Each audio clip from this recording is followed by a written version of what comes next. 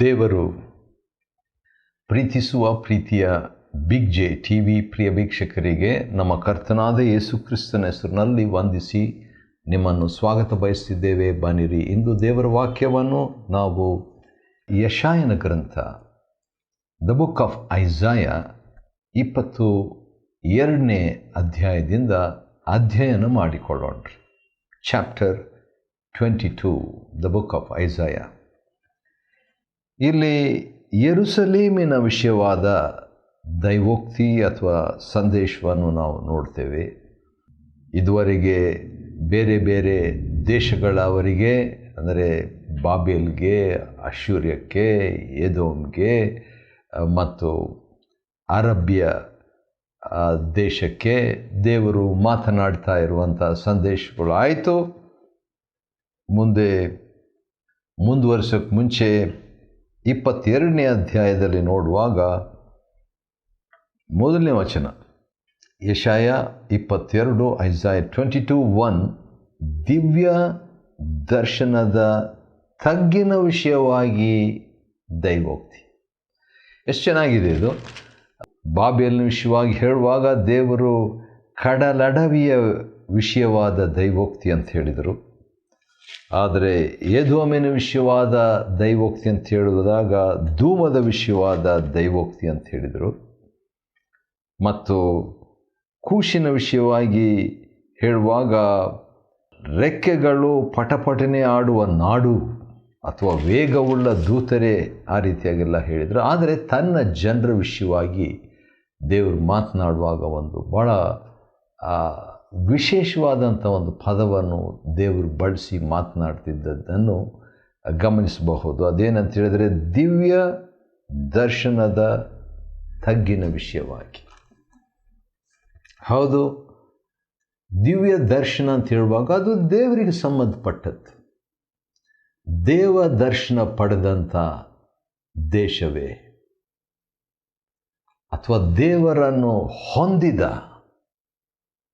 ದೇವರನ್ನು ಅನುಭವಿಸಿದ ದೇಶವೇ ಎಂಬುದಾಗಿ ಭಾಳ ವಿಶೇಷವಾದಂಥ ರೀತಿಯಲ್ಲಿ ದೇವರು ಮಾತನಾಡ್ತಾ ಇದ್ದಾರೆ. ಮಾತನಾಡಿಬಿಟ್ಟು ದಿವ್ಯ ದರ್ಶನದ ತಗ್ಗಿನ ವಿಷಯವಾಗಿ ಮಾತನಾಡುವಾಗ ಅಥವಾ ತನ್ನ ಜನರ ವಿಷಯವಾಗಿ ಮಾತನಾಡುವಾಗ ದೇವರು ಭಾಳ ವಿಚಿತ್ರವಾದಂಥ ಒಂದು ಸಿಂಪಲ್ ಆಗಿ ಸರಳವಾದಂಥ, ನಾವು ಕೇಳ್ತೀವಲ್ಲ ಆ ರೀತಿಯಾಗಿ, ನಿನಗೇನಾಯಿತು ನೋಡ್ರಿ, ಪ್ರಾರಂಭ ಹೇಗಿದೆ, ನಿನಗೆ ಏನಾಯಿತು, ವಾಟ್ ಹ್ಯಾಪನ್ ಟು ಯು?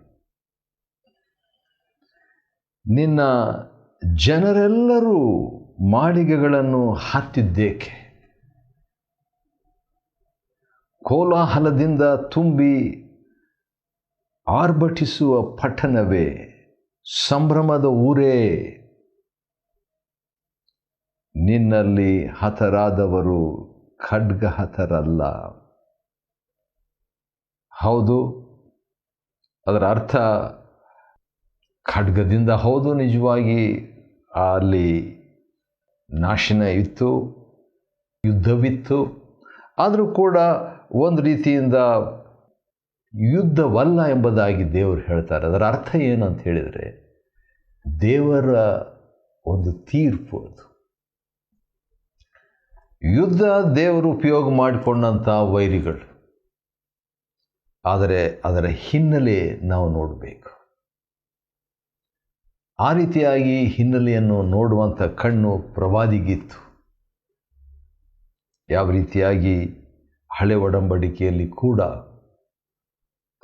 ನಾವು ಅನೇಕ ದೇವ ಭಕ್ತರ ಪ್ರವಾದಿಗಳಿಗೆ ದರ್ಶಿಗಳಂತ ಕಾಣುವಂಥವ್ರು, overseers, one who sees over, ಹಾಗೆ ಕಾಣುವಂಥವ್ರು, ನೋಡುವಂಥವ್ರು.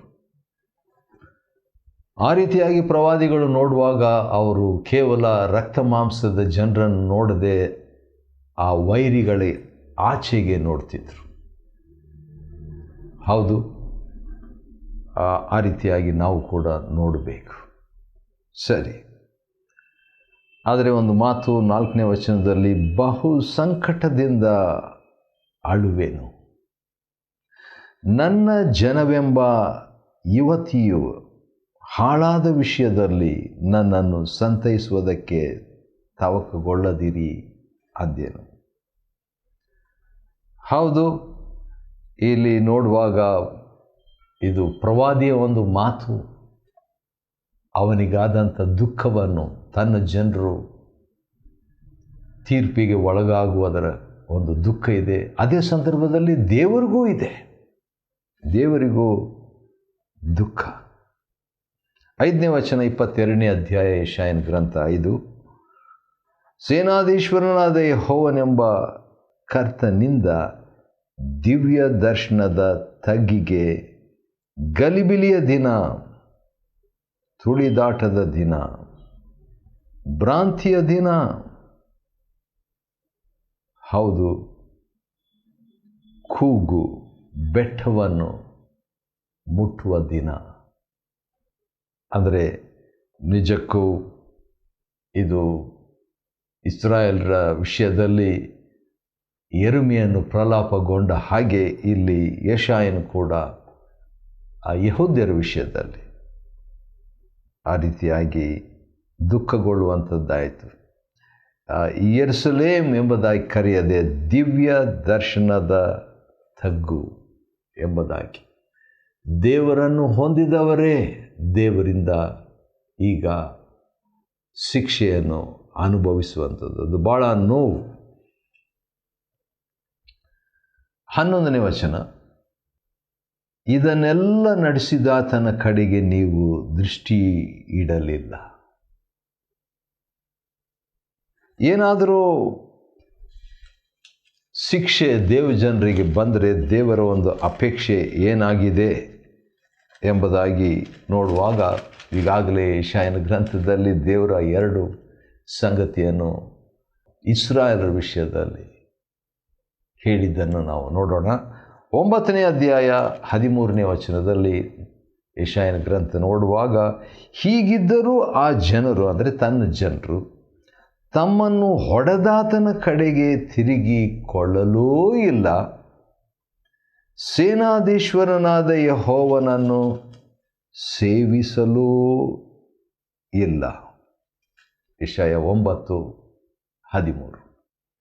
ದೇವರು ಪೆಟ್ಟು ಕೊಡುವಾಗ ಆತ ನಿರೀಕ್ಷಿಸುವಂಥದ್ದು ದೇವರ ಕಡೆಗೆ ನಾವು ತಿರುಗಿಕೊಳ್ಬೇಕು.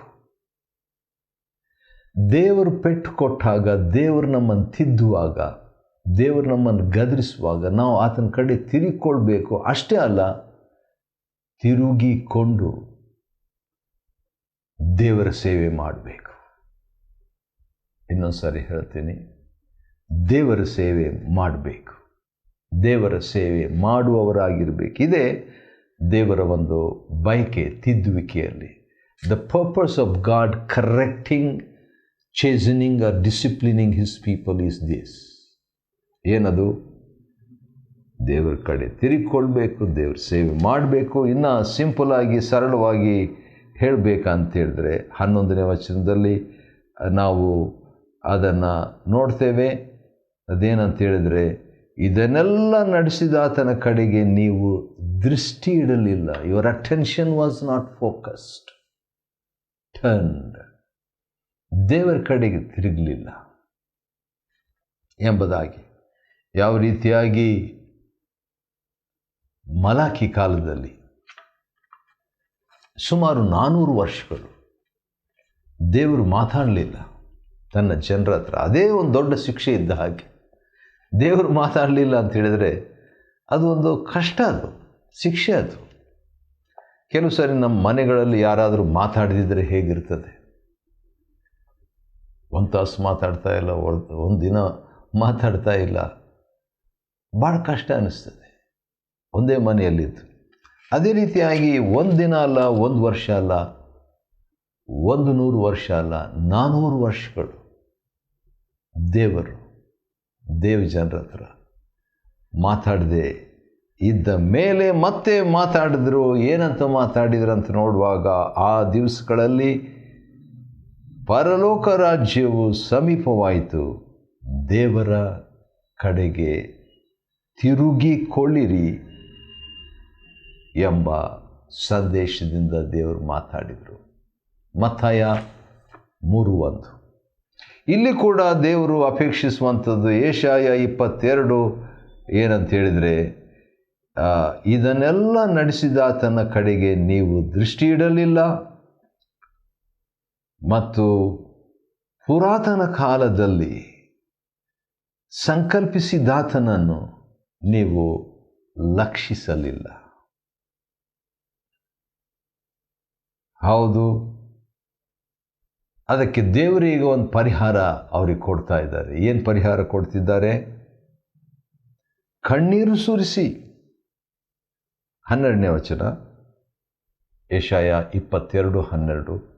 ಕಣ್ಣೀರು ಸುರಿಸಿ, ಅಂಗಲಾಚಿ, ತಲೆ ಬೋಳಿಸಿಕೊಂಡು ಗೋಣಿತಟ್ಟನ್ನು ಸುತ್ತಿಕೊಳ್ಳಿರಿ ಎಂದು ಸೇನಾಧೀಶ್ವರನಾದ ಯೆಹೋವನೆಂಬ ಕರ್ತನು ಆ ದಿನದಲ್ಲಿ ನಿಮಗೆ ಆಜ್ಞಾಪಿಸುವನು. ಆದರೆ ಅವರು ಯಾವ ರೀತಿಯಾಗಿದ್ದರು ಅಂತ ಹೇಳಿದ್ರೆ, ಮಜಾ ಮಾಡೋಣ, ಇಷ್ಟ ಬಂದ ಹಾಗೆ ಜೀವಿಸೋಣ, ಯಾಕಂದರೆ ನಾಳೆ ಸಾಯ್ತೇವಲ್ಲ, ಒಂದಿನ ಸಾಯಬೇಕು. 13ನೇ ವಚನ. ಆದ ಕಾರಣ ನಾವು ಈ ರೀತಿಯಾಗಿರೋಣ ಅಂತ. ಇದೇ ಒಂದು ಮಾತನ್ನು ಪೌಲನು 1 ಕೊರಿಂಥ 15ನೇ ಅಧ್ಯಾಯದಲ್ಲಿ ಯೇಸು ಕ್ರಿಸ್ತನ ಬರುವಿಕೆಯ ಕುರಿತಾಗಿ ಮಾತನಾಡುವಾಗ ಈ ಪದವನ್ನು ಬಳಸಿದ್ದನ್ನು ನಾವು ನೋಡ್ಬೋದು. ಇದೇ ವಾಕ್ಯವನ್ನು ಪೌಲನು ಹೇಳ್ತಾ ಇದ್ದಾನೆ. ಓದ್ತೇನೆ ಅದನ್ನು. 1 ಕೊರಿಂಥ 15:32. 1 Corinthians 15:32. ನಾನು ಎಫೆಸದಲ್ಲಿ ಮೃಗಗಳೊಂದಿಗೆ ಯುದ್ಧ ಮಾಡಿದ್ದು ಕೇವಲ ಮಾನುಷಾಭಿಪ್ರಾಯದಿಂದ ಆದರೆ ನನಗೇನು ಪ್ರಯೋಜನ? ಸತ್ತವರು ಎದ್ದು ಬರುವುದಿಲ್ಲವಾದರೆ, ಗಮನಿಸಿ, ತಿನ್ನೋಣ, ಕುಡಿಯೋಣ, ನಾಳೆ ಸಾಯ್ತೇವಲ್ಲ. ಮೋಸ ಹೋಗಬೇಡ್ರಿ. ದುಸ್ಸಹವಾಸು ಸದಾಚಾರವನ್ನು ಕೆಡಿಸ್ತದೆ ಎಂಬುದಾಗಿ ಪೌಲನು ಹೇಳ್ತಾನೆ. ಯಾಕಂತೇಳಿದರೆ ಇಲ್ಲಿ ಕೂಡ ಯೆಹೂದ್ಯರು ಅದೇ ರೀತಿಯಾಗಿ ಇದ್ದರು. ಯಾಕಂದರೆ ತಿನ್ನೋಣ, ಕುಡಿಯೋಣ, ನಾಳೆ ಸಾಯ್ತೇವೆ ಎಂಬುದಾಗಿ. ಹೀಗಿರಲು ಸೇನಾಧೀಶ್ವರನಾದ ಯೆಹೋವನು, ಯೆಶಾಯ 22:14, ನನ್ನ ಕಿವಿಗೆ ಗೋಚರಪಡಿಸಿದ್ದೇನೆಂದರೆ, ನೀವು ಸಾಯುವ ತನಕ ಈ ಅಧರ್ಮಕ್ಕೆ ಪ್ರಾಯಶ್ಚಿತ್ತವೂ ಇಲ್ಲವೇ ಇಲ್ಲವೆಂದು ನುಡಿದಿದ್ದಾನೆ. ಭಾಳ ಕಠಿಣವಾದ ಮಾತು ತನ್ನ ಜನರಿಗೆ. ಸರಿ, ಅಲ್ಲಿಗೆ ಯೆರೂಸಲೇಮಿನ ವಿಷಯವಾದಂಥ ಒಂದು ಮಾತು ಮುಕ್ತಾಯವಾಗಿದೆ. 15ರಿಂದ 25 ವಚನಗಳಲ್ಲಿ ನಾವು ನೋಡುವಾಗ ಶೆಬ್ನನ ವಿಷಯವಾದ ದೈವೋಕ್ತಿ. ಇದುವರೆಗೆ ದೇವರು ಮಾತನಾಡಿದಾಗ 13ನೇ ಅಧ್ಯಾಯದಿಂದ ದೇವರು ಮಾತನಾಡ್ತಾ ಬರುವಾಗ ಬಾಬೇಲಿನ ವಿಷಯವಾಗಿ ಮಾತಾಡಿದರು. 13ನೇ ಅಧ್ಯಾಯ ಅಶ್ಶೂರ್ಯದ ವಿಷಯವಾಗಿ ಮಾತಾಡಿದರು. ಫಿಲಿಸ್ಟಿಯರ ವಿಷಯವಾಗಿ ಮಾತನಾಡಿ ದಮಸ್ಕದ ವಿಷಯವಾಗಿ, ಅಶ್ಶೂರ್ಯದ ವಿಷಯವಾಗಿ, ಕೂಷಿನ ವಿಷಯವಾಗಿ, ಐಗುಪ್ತದ ವಿಷಯವಾಗಿ ದೇವರು ಮಾತನಾಡಿಬಿಟ್ಟು ಅರಬಿಯ ಬಗ್ಗೆ ಕೂಡ ಮಾತಾಡಿ, ಎದೋಮಿನ ಬಗ್ಗೆ ಕೂಡ ಮಾತಾಡಿ, ಯೆರೂಸಲೇಮಿನ ಬಗ್ಗೆ ಕೂಡ ಮಾತಾಡಿ, ಈಗ ಒಬ್ಬ ವ್ಯಕ್ತಿಯ ಬಗ್ಗೆ ಮಾತಾಡ್ತಿದ್ದಾರೆ. ಆಶ್ಚರ್ಯ. ಆತನ ಹೆಸರು ಶೆಬ್ನ ಎಂಬ ಆತನು. ನೋಡೋಣ ಏನದು, ದೇವರು ಏನು ಮಾತಾಡ್ತಿದ್ದಾರೆ ಅಂತ. 22ನೇ ಅಧ್ಯಾಯ 15ನೇ ವಚನದಲ್ಲಿ, ಸೇನಾಧೀಶ್ವರನಾದ ಯೆಹೋವನೆಂಬ ಕರ್ತನು ಹೀಗೆ ನುಡಿದಿದ್ದಾನೆ, ನಡೆ, ಅರಮನೆಯ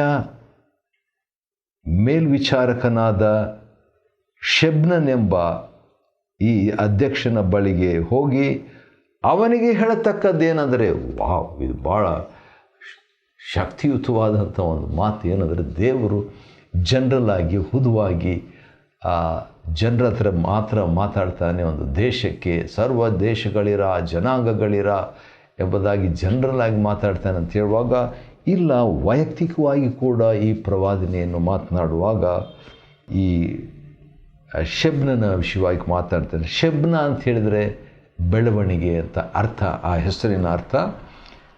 ಇವನ ಬಗ್ಗೆ ನಾವು ನೋಡುವಾಗ ಇದೇ ಯೆಶಾಯನ ಗ್ರಂಥ 36:3 ನಾವು ನೋಡ್ಕೊಳ್ತೇವೆ ರೀ. 36ನೇ ಅಧ್ಯಾಯಕ್ಕೆ ಹೋಗೋಣ. ಯೆಶಾಯನ ಗ್ರಂಥ ಮತ್ತು 3ನೇ ವಚನದಲ್ಲಿ ಈ ಶೆಬ್ನನ ವಿಷಯವಾಗಿ ಏನಿದೆ ನೋಡೋಣ ಬನ್ನಿರಿ. ಹೌದು, ಅರಮನೆಯಲ್ಲಿ ಕೆಲಸ ಮಾಡ್ತಾ ಇದ್ದಂಥ ವ್ಯಕ್ತಿ, ಆದರೂ ಕೂಡ ದೇವರು ಅವನಿಗೆ ಒಂದು ಮಾತನ್ನು ಹೇಳಬೇಕಾಯಿತು. 36:3 ಅಲ್ಲಿ ಹೀಗಿದೆ, ಆಮೇಲೆ ಹಿಲ್ಕಿಯನ ಮಗನು ರಾಜಗೃಹಾಧಿಪತಿಯೂ ಆದ ಎಲ್ಯಾಕೀಮ್, ಇವರೆಲ್ಲ ಜೊತೆ ಕೆಲಸದವರು ಅರಮನೆಯಲ್ಲಿ, ಲೇಖಕನಾದ ಶೆಬ್ನ. ಹೌದು, ಈ ಶೆಬ್ನನ ವಿಷಯದಲ್ಲಿ ಇನ್ನೂ 2 ಹೆಸರುಗಳು ಬಂತಲ್ವ. ಯೆಶಾಯ 22:20 ಆ ದಿನದಲ್ಲಿ ನನ್ನ ಸೇವಕನು ಹಿಲ್ಕಿಯನ ಮಗನೂ ಆದ ಎಲ್ಯಾಕೀಮನನ್ನು ಕರೆದು ನಿನ್ನ ನಿಲುವಂಗಿಯನ್ನು ಅವನಿಗೆ ತೊಡಿಸಿ ನಿನ್ನ ನಡುಕಟ್ಟನ್ನು ಅವನಿಗೆ ಕಟ್ಟಿ ನಿನ್ನ ಅಧಿಕಾರವನ್ನು ಅವನ ಕೈಗೆ ಕೊಡುವೆನು. ಅಂದರೆ ನೀನು ನಂಬಿಗಸ್ತನಾಗಿ ಇಲ್ಲದಿದ್ದರೆ ನಿನ್ನ ಕೆಲಸ ಬೇರೆಯವ್ರಿಗೆ ಹೋಗ್ತದೆ, ಜವಾಬ್ದಾರಿಕೆ ಎಂಬಂಥ ಎಚ್ಚರಿಕೆ. 22ನೇ ವಚನ ಈ ರೀತಿಯಾಗಿದೆ, ಅವನು ದಾವೀದನ ಮನೆಯ ಬೀಗದ ಕೈಯನ್ನು ತನ್ನ ಹೆಗಲ ಮೇಲೆ ವಹಿಸಿಕೊಳ್ಳುವಂತೆ ಮಾಡುವೆನು. ಅವನು ತೆರೆದರೆ ಯಾರು ಮುಚ್ಚರು, ಮುಚ್ಚಿದರೆ ಯಾರು ತೆರೆಯರು. ಯೇಸು ಕ್ರಿಸ್ತನ ವಿಷಯವಾದಂಥ ಒಂದು ಭವಿಷ್ಯವನ್ನು ಇಲ್ಲಿ ನಾವು ನೋಡಿಕೊಳ್ತಿದ್ದೇವೆ. ಹೌದು, ನಮ್ಮ ಕರ್ತನಾದ ಯೇಸು ಕ್ರಿಸ್ತನು ತನ್ನ ವಿಷಯವಾಗಿ ಹೇಳುವಾಗ ಅಂಥ ಒಂದು ಮಾತನ್ನೇ ಆತನು ಹೇಳುವಂಥದ್ದನ್ನು ಪ್ರಕಟಣೆ 3ನೇ ಅಧ್ಯಾಯ 7ನೇ ವಚನದಲ್ಲಿ ನಾವು ನೋಡ್ತೇವೆ. ಯಾರು ತೆರೆಯದಂತೆ ಮುಚ್ಚುವವನು ಆಗಿರುವ ಆತನು ಹೇಳುವುದೇನೆಂದರೆ ದಾವೀದನ ಬೀಗದ ಕೈಯುಳ್ಳವನು. ಅದೇ ಮಾತು ಇಲ್ಲಿ ಕೂಡ ಯೆಶಾಯ 22:22 ಇದನ್ನು ಹೇಳಿದ್ದು ಯಾರು? ಸೇನಾಧೀಶ್ವರನಾದ ಯೆಹೋವನು ಪ್ರವಾದನೆ ಯೆಶಾಯನ ಮುಖಾಂತರ. ಆಶ್ಚರ್ಯ. 22ನೇ ಅಧ್ಯಾಯವನ್ನು ಅಧ್ಯಯನ ಮಾಡಿಕೊಳ್ಳುವಂತೆ ದೇವರು ಕೊಟ್ಟ ಕೃಪೆಗಾಗಿ ಆತನಿಗೆ ಸ್ತೋತ್ರವಾಗಲಿ. ದೇವರು ನಿಮ್ಮನ್ನು ಆಶೀರ್ವದಿಸಲಿ.